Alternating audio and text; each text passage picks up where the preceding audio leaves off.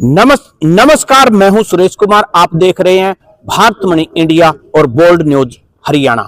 तस्वीरें आप असंध से देख रहे हैं। असंध में चेयरमैन पद के लिए जो उपचुनाव होना है, उस उपचुनाव को लेकर भारतीय जनता पार्टी और कांग्रेस पार्टी, दोनों ही पार्टियों में एक ऐसा जंग छिड़ चुकी है कि दोनों ही पार्टियां अपनी पार्टी के कैंडिडेट को जिताने के लिए अपना कमर कस चुकी हैं और कांग्रेस पार्टी की तरफ से अपना प्रत्याशी सोनिया बहुत के रूप में उतार दिया गया है। एडवोकेट सोनिया बहुत पहले चेयरमैन पद का चुनाव लड़ी और चेयरमैन पद के चुनाव इनके द्वारा चेयरमैन पद का चुनाव ये नहीं जीत पाई और सतीश कटारिया जी द्वारा चेयरमैन पद का चुनाव था जो जीत लिया गया। लेकिन कहीं ना कहीं सोनिया बहुत कोर्ट में जाती है, हाई कोर्ट में जाती है, सुप्रीम कोर्ट में जाती है। सवाल था कि जो सतीश कटारिया चेयरमैन हैं, उनके जो कागजात हैं, उनकी जो मार्कशीट है, वो नकली है और उस बात को लेकर उस संघर्ष को शुरू करती हैं एडवोकेट सोनिया बहुत। और लगभग 3 वर्ष की लंबी लड़ाई के बाद इनको मिलता है न्याय और न्याय की सतीश कटारिया अयोग्य घोषित हो जाते हैं। उसके बाद अभी पूरे भारत में उपचुनाव है और उपचुनाव में असंध की सीट है जो कि सबसे गर्म और सबसे हॉट सीट मानी जाती है। असंध की सीट पर इस बार कांग्रेस की तरफ से प्रत्याशी हैं सोनिया बहुत। सोनिया बहुत मैडम, ये लड़ाई आपकी कैसी रही? किस प्रकार आपने ये लड़ाई लड़ी और आज ये वक्त आ गया है कि आप एक बार फिर चेयरमैन पद के लिए दावेदार हैं कांग्रेस पार्टी की तरफ से। कैसा रहा आपका ये संघर्ष? पहले तो सभी दर्शकों का मैं नमस्कार करती हूँ। मैं हूँ एडवोकेट सोनिया बहुत और सबसे पहले तो मैं कांग्रेस पार्टी के शीर्ष नेताओं का बहुत बहुत धन्यवाद करती हूँ। पूर्व विधायक शमशेर सिंह गोगी का भी धन्यवाद करती हूँ और सभी जो भी यहाँ पर कार्य करता है सभी उनका भी धन्यवाद करती हूँ कि कांग्रेस पार्टी की तरफ से मुझे नगर पालिका उपचुनाव के लिए प्रत्याशी के तौर पर मैदान में उतारा गया है और मैं उम्मीद करती हूं कि जो मेरी लड़ाई का संघर्ष आपने बता दिया है और तमाम लोगों तक ये संघर्ष की कहानी पहुंच भी चुकी है और जहां तक नहीं पहुंची है वहां तक मैं पहुंचाने का मैं चुनाव में काम करूंगी कि मेरा लगभग 3 वर्ष का ये संघर्ष रहा। स्टेट इलेक्शन कमीशन से लेकर हाई कोर्ट से लेकर सुप्रीम कोर्ट तक मैंने संघर्ष किया, जिसमें कि मुझे न्याय मिला और झूठ और सच की जो थी पोल खुली जनता के सामने और अन्याय और न्याय की लड़ाई थी, मुझे न्याय मिला और दोबारा से असंध में उपचुनाव होने जा रही है और कांग्रेस पार्टी ने मुझे प्रत्याशी बनाया। इसलिए पार्टी का तो मैं तहे दिल से धन्यवाद ही करती हूँ कि धन्यवाद उनका जिन्होंने मुझ पर विश्वास जताया और मुझे मैदान में लाने की सोची।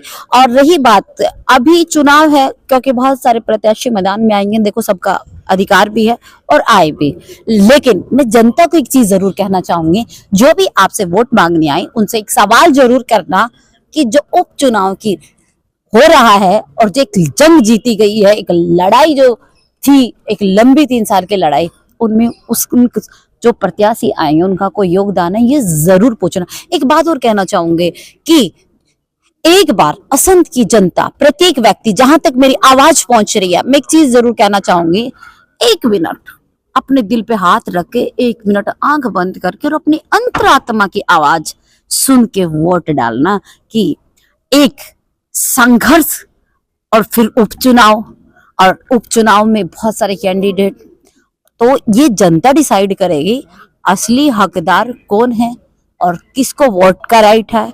बहुत सारे प्रत्याशी मैदान में आएंगे जो वो हारे थे लेकिन उस टाइम मेरा साथ छोड़ गए थे ये सोच के कि शायद कुछ नहीं हो सकता, लेकिन आज वो दोबारा मैदान में आएंगे तो उनसे जनता सवाल करे कि उपचुनाव की जो लड़ाई लड़ी गई थी उसमें आपका कोई योगदान है कि नहीं।